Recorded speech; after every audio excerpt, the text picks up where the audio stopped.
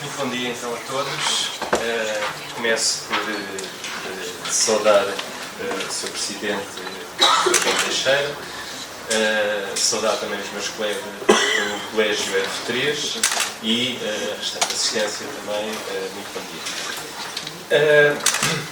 Se tinha algumas reticências sobre o assunto que deveria trazer para enfoque, depois da introdução da Rosário, que ficou praticamente escutando todos os temas que iam ser falados, dando um enquadramento, sinto-me mais à vontade e confortável para trazer uma abordagem diferente.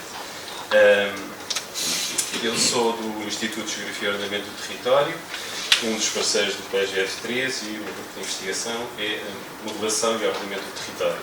Portanto, o que vou focar aqui é no subtítulo, que são sobretudo os modelos. Em dúvida sobre qual trazer, acabei por trazer dois, que farei uma síntese muito rápida deles, dando alguns exemplos daquilo que podemos retirar deste tipo de olhar para os problemas, do ponto de vista que pode ser o contributo para a governança e a coesão territorial e para termos também uma noção do onde e do quê. E passarei depois a explicar mais em pormenor que isso pode ser interessante. Portanto, no primeiro caso, irei focar sobretudo numa abordagem das relações, o fim deste binómio cidade-campo, em que as fronteiras são muito fuzzy e, portanto, difíceis de distinguir. É muito interessante ver as redes. A Rosário também focou isso. Se queremos ver as redes, da forma como se processam os relacionamentos entre os vários agentes intervenientes, atores intervenientes neste setor, e como é que isto pode criar alguma dinâmica do ponto de vista daquilo que é a competitividade do mercado e, eventualmente, algumas soluções para os problemas levantados, a análise de redes é um dos métodos por excelência que pode, de alguma forma, trazer à tona muitas das propriedades que outros tipos de métodos não conseguem fazer emergir. E darei alguns exemplos. No segundo caso, será focado em modelos mais heurísticos e também designados muitas vezes de caixa preta, porque não sabem exatamente o que fazem, mas eles são de inteligência artificial e o que fazem é processos de aprendizagem pela máquina, chamado machine learning. São interessantes os resultados que depois daí vamos tirar. Normalmente a abordagem é, com os grupos de peritos, perguntar quais são os problemas que estão identificados, quer do ponto de vista empírico, quer do ponto de vista analítico, de outros tipos de métodos, precisam de ter soluções. Portanto, já foram muitos aqui enunciados. Obviamente, as estatísticas têm mostrado que, sobretudo ao longo das últimas 2 décadas, não só na área metropolitana de Lisboa, mas um pouco por toda a Europa, no mundo em geral, a população a viver em áreas urbanas tem aumentado. Em 2008, 2010, ultrapassou-se já o valor de 50% da população viver em áreas urbanas e a tendência para aumentar. Isto coloca, obviamente, problemas do ponto de vista da dinâmica territorial e da forma como os espaços, os usos do solo estão afetos a determinadas porções do território. Este processo não é só para o povoamento, é também para as próprias áreas agrícolas, são difusas. Portanto, não é só uma questão de cada vez mais existe um afastamento entre os espaços de consumo e os espaços de produção, é a forma como os espaços de produção também estão localizados no território e se eles são ou não são competitivos nesta lógica de mercado o suficiente para garantir a sustentabilidade do abastecimento desta população que vive nas áreas urbanas e que é uma população não produtora na sua maioria. A questão da diversidade da paisagem, a proteção por aptidão do próprio uso do solo para determinados fins, ameaças aos ecossistemas, etc, etc. O Rosário tinha tocado quase todos estes problemas, se não mesmo todos e outros ainda. Portanto, partimos deste ponto para tentar identificar, então, como é que podemos pegar neste modelo e, de alguma forma, dar uma contribuição para que se garanta alguma coesão territorial e minimizar ou mesmo solucionar através de políticas que sejam eficazes depois, do ponto de vista daqueles que têm por obrigação e direito de tomar as decisões de gestão do território, poder colocá-las em prática nos instrumentos de gestão territorial. Nós utilizamos uma metodologia que tentou ser barata e, portanto, recorremos a processos que todos conhecem de internet, portanto, de crowdsource. Fomos à página do Ministério da Agricultura e de outras organizações e instituições, e como todas as páginas depois têm links, fomos de link em link e fomos recolhendo a informação de todos aqueles que são os atores ou os principais agentes que atuam neste domínio, utilizando aqui para o caso de estudo a lesíria do Tejo. Utilizámos como base do formalismo da análise de redes a teoria dos grafos e, obviamente, colocámos isto num ambiente amigável de sistemas de informação geográfica para poder localizar. Chamarei a atenção para a vantagem que pode trazer. À parte disto,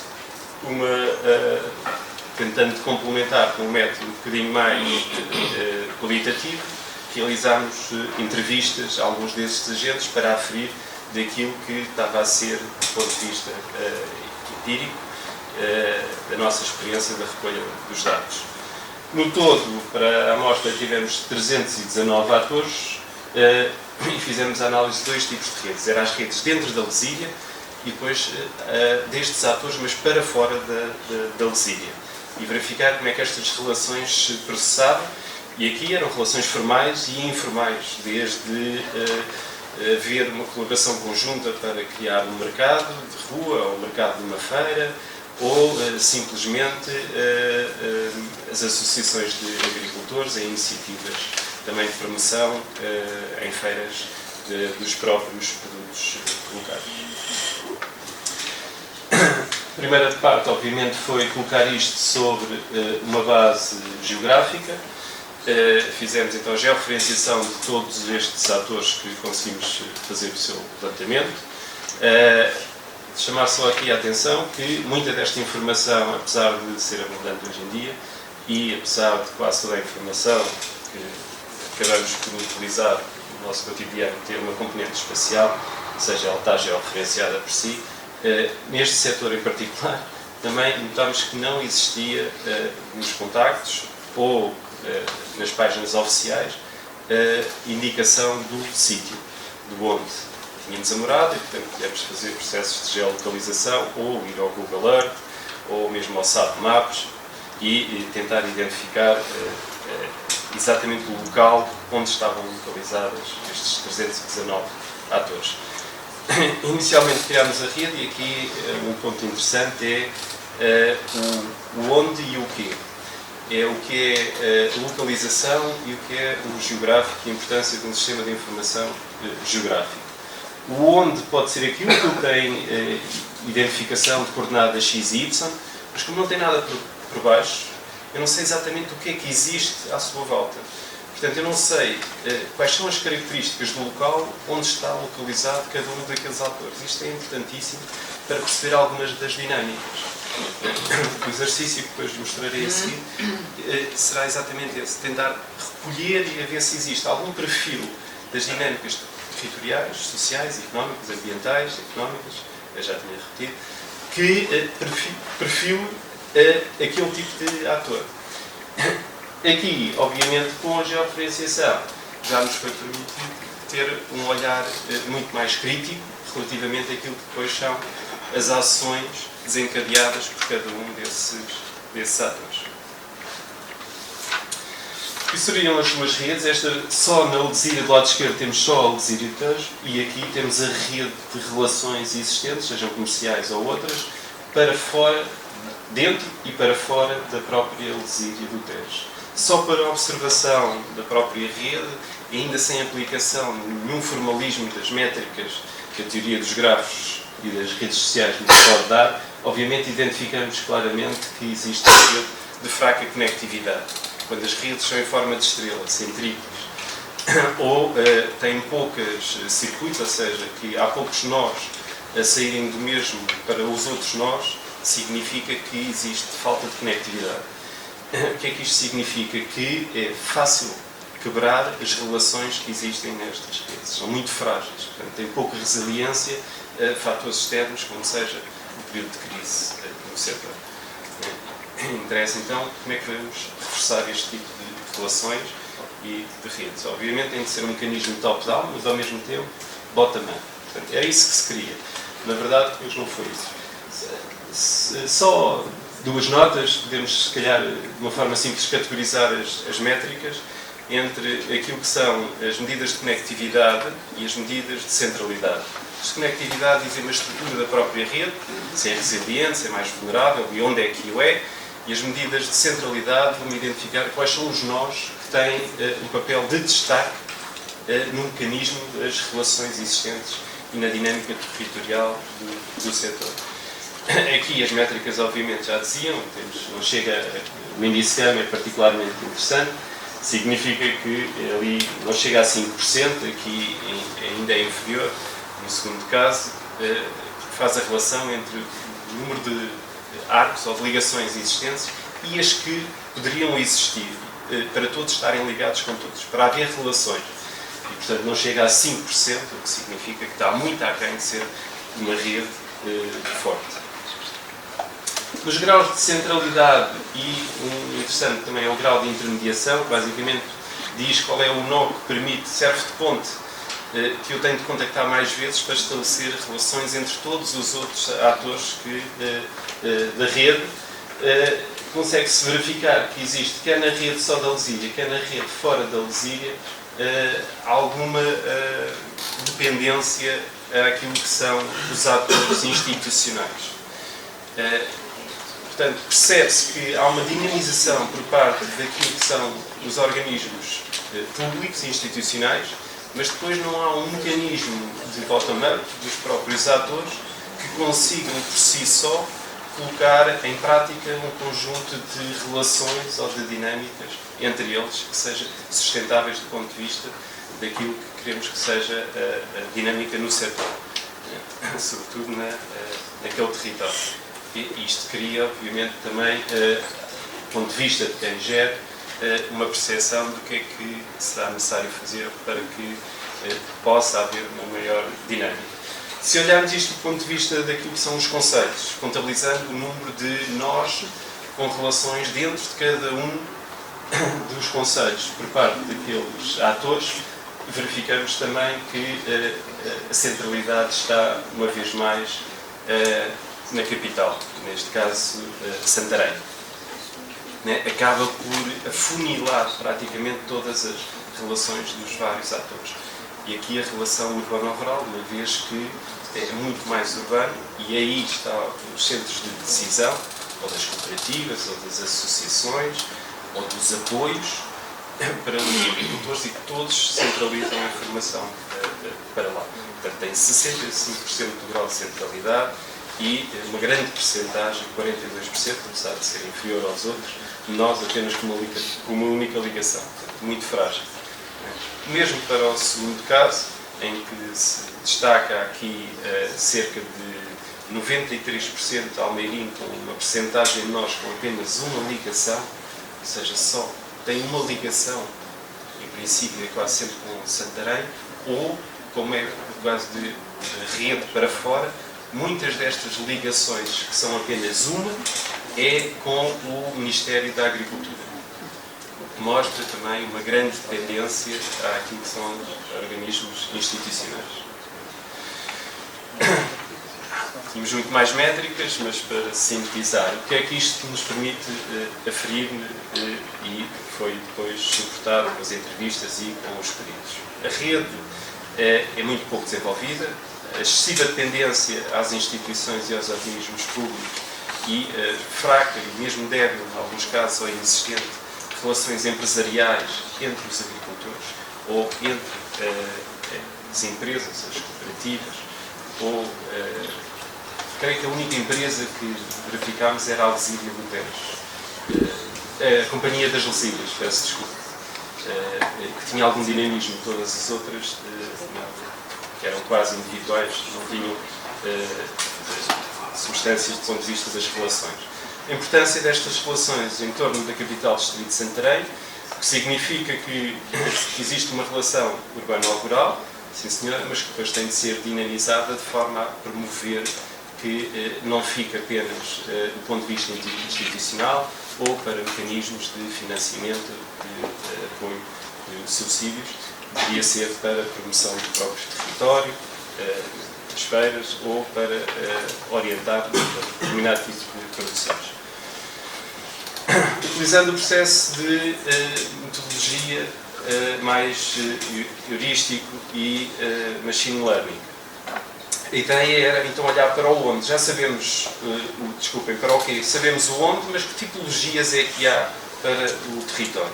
É uma análise de clusters, um pouco, mas tendo em consideração muita informação. Portanto, isto só faz sentido quando temos o chamado Big Data. Portanto, temos grandes volumes de informação. Claro que isto depois exige e coloca problemas do ponto de vista da computação, então o que fizemos na primeira fase foi reduzir este volume de informação ao que é substantivo, ao essencial. Então fizemos uma análise dos elementos principais, selecionámos e categorizámos este conjunto de indicadores em domínios e subdomínios. Domínio da agricultura, temos não só um olhar para a população e depois temos todos aqueles indicadores e ainda mais o género, o sexo, a idade, o nível de escolaridade, mão de obra agrícola, se é familiar, não familiar, permanente, parcial, fonte de rendimento do agricultor ou da família.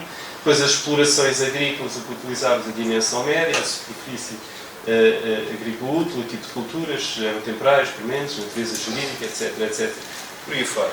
Portanto, tentámos ter um grande volume de informação e depois categorizar os territórios onde estavam localizados os autores para termos tipologias desses territórios. Para isso já recorremos então às redes neuronais artificiais, que é o método de Self-Organizing Mapping. Estes foram os padrões que retirámos de uma primeira observação. Urbana, agricultura de lazer, urbana, agricultura intensiva e de lazer. Somos nós que decidimos o número de clusters que queremos, aqueles que nos faziam sentido face ao projeto. O periurbano em agricultura em declínio, o periurbano em agricultura intensiva, que era fortemente competitiva, o periurbano em agricultura intensiva de caráter profissional, o ruurbano, com agricultura diversificada, e o ruurbano em agricultura profissional, ou as grandes áreas rurais. Depois foi identificar, então, quais são os concelhos da região metropolitana de Lisboa que estão dentro destas tipologias e quais são as suas principais características. O primeiro cluster é Lisboa, Amador e Oeiras, classificado no urbano e agricultura de lazer, como podem ver em baixo, e as principais características eram uma população agrícola envelhecida, a principal fonte de rendimento era exterior à própria exploração, portanto não era a tempo inteiro, e a mão de obra era sobretudo familiar. A superfície agrícola útil é composta essencialmente por hortas familiares, população residente com um elevado nível de formação, um grande número de residentes estrangeiros, área urbana compacta e densa, e Oeiras, particularmente, com o maior peso dos agricultores jovens a partir de 2001. Este era aquilo que caracterizava este território do ponto de vista daqueles indicadores escolhidos face ao objetivo do projeto. Um outro cluster com os concelhos 3 da Península de Setúbal e 3 da Grande Lisboa, Almada, Seixal, Barreiro, Moito, Odivelas, Loures, Vila Franca de Xira. Aqui estes eram classificados como urbana, agricultura intensiva e de lazer. E aqui as características. Quanto à população agrícola, era a principal fonte de rendimento também exterior à exploração, mão de obra era maioritariamente não familiar, portanto não era tanto como a outra, a tempo parcial, trabalho intensivo. Curioso, o aumento da densidade populacional com o número de residentes estrangeiros para estas áreas, o que significa, muitas das vezes, é a população que trabalha este tipo de áreas agrícolas não é população residente portuguesa, é população estrangeira, neste caso, elevado número de alojamentos precários, o que permitia uma associação com a agricultura também precária, fragmentação das áreas agrícolas, é verdade, a mancha urbana foi crescendo, o povoamento é desconcentrado, de alguma forma difuso, mas também as áreas agrícolas assim o são, o que coloca também dificuldades de ser uma agricultura que garanta uma produção de mercado. Cascais, Sintra e Setúbal, o cluster urbano agricultura em declínio, não sei se à data ainda será assim. População agrícola envelhecida, principal fonte de rendimento exterior à exploração, aumento da mão de obra não familiar pós-2011. Aumento da densidade urbana desde 1990. Creio que os números para a área metropolitana de Lisboa, e corroborando o que a Rosário disse, andam à volta de um decréscimo de área agrícola em cerca de 4%, normalmente é em favor de área urbana, residencial, não só, também com logística, armazenagem, industrial, segundo a COS, mas é sobretudo residencial. Média nacional, também em declínio a área agrícola, mas em cerca de 3,5%. Significa que aqui o aumento da área urbana em detrimento da área agrícola tem sido maior do que a média nacional. Sobral de Montagraça, Ruda dos Vinhos e Mafra criam um cluster peri-urbano agricultura em declínio. Curioso, Mafra. População agrícola maioritariamente a tempo parcial com um decréscimo do número de agricultores. Elevada percentagem da paisagem agrícola ainda, mas, tal como o professor João Teixeira referiu, muitas das vezes áreas abandonadas, ainda com algum tipo de cultura, mas acabam por tornar-se espaços expectantes. População residente a aumentar, sobretudo população urbana. Bom Barral, Cadaval, Alcobaça, Rio Maior, Nazaré, Peniche, Torres, portanto já indo mais para a zona oeste, e Caldas da Rainha. Um império urbano com agricultura agora intensiva e fortemente competitiva, como conhecemos. A população agrícola tem uma mão de obra já profissional, ainda familiar, mas profissionalizada, portanto a tempo inteiro. Crescimento significativo da produção hortícola, sobretudo 2001, 2011, creio que fruto também daquilo que são os apoios comunitários, está a haver um processo de mudança daquilo que são, sobretudo a Pera Rocha, para áreas de produção de vinha. O arrendamento aumentou entre 2001 e 2011, o que também é bom, as pessoas vão arrendando, portanto não exploram, mas arrendam a terra porque há interessados em trabalhar a terra. A população residente aumenta desde 2001 e tem menos área agrícola que os restantes concelhos, apesar de ter uma agricultura mais competitiva do que outros concelhos.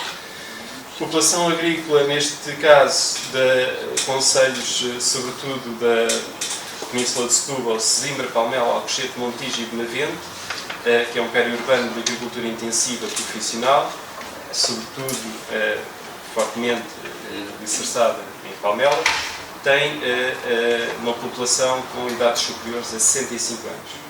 Portanto, não lembro exatamente dos números, mas eram mais de 60% da população emprego no setor que tinha idade superior a 65 anos. O trabalho é essencialmente não familiar.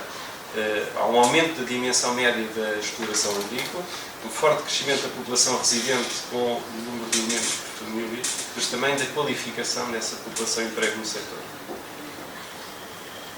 Alenquer, Zambuja, Cartaz e Santarém criam um cluster urbano com uma agricultura agora diversificada, mão de obra familiar é significativa e verificamos também que tem uma grande produtividade, mas registra um número significativo de pequenos agricultores. Significa que existe explorações de dimensão cada vez mais pequena. Os tipos de produtos são variados e normalmente são para consumo local. Almeirim, Alpiar, Sagolgã, Salvaterra de Marcos criam um cluster urbano, agricultura profissional, explorações muito produtivas, fragmentação das manchas de solo agrícola, como em resto, marcado por toda a região metropolitana, taxa de desemprego é elevada nestes concelhos, o que provavelmente também justifica a passagem para o trabalho agrícola, e aumento dos serviços entre o período de 2001 e 2011. Purus e Chamusca são os concelhos criam um cluster de grandes áreas rurais. É um tipo de agricultura extensiva, agroflorestal, com montado e cereais. Aqui, apesar de haver uma redução da mão de obra familiar, existe uma procura cada vez maior por mão de obra profissional proveniente de fora. Portanto, há oferta de emprego no setor. A dimensão média das explorações tem vindo a aumentar, sendo mesmo a maior da região. Aumenta também o arrendamento das terras e a paisagem é marcada por grandes manchas agrícolas e com um maior distanciamento das áreas urbanas entre si, o que para a região não coloca aparentemente problemas de sistemas de abastecimento, mas, como veremos à tarde, estes distanciamentos face às infraestruturas de transporte e comunicação, muitas vezes significam aumentos de consumos e de economias marginais em declínio.